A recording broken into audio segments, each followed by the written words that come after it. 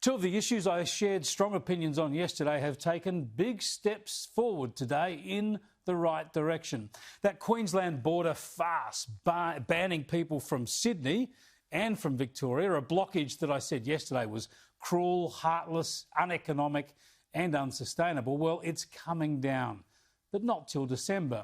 So don't thank Anastasia Palaszczuk for that. Don't thank her for removing her own ridiculous hurdle.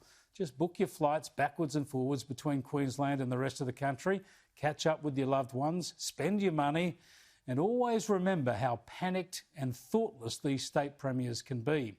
I'll have plenty more on that issue later in the program. And with the state budget delivered today in Victoria, we've been reminded how none of the state governments, or Canberra for that matter, are wasting this crisis. Our politicians are spending like there is no tomorrow, using the coronavirus pandemic as licence to forget anything so mundane as fiscal prudence.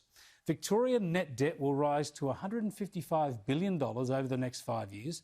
This year's deficit will top $23 billion. That's not the whole country. This is just one state. Here's Victoria's Treasurer.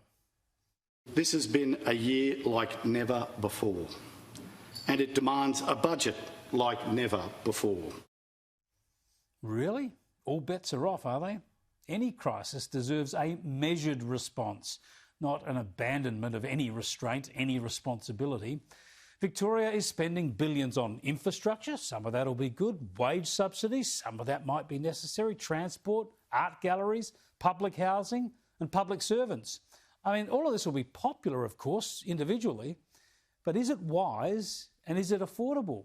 Some of it will be, certainly not all of it.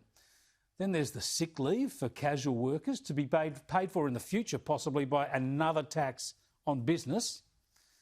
Oh dear, the small government agenda is one of the biggest casualties of this pandemic, and we might not recover for decades. Government is growing exponentially in this country. The states, the federal government, they are just reaching into every aspect of our lives. They believe that they are the solution to everything. And no one this year seems to care a fig about the cost. Future generations will pay for all of this, perhaps even while they're dealing with another pandemic.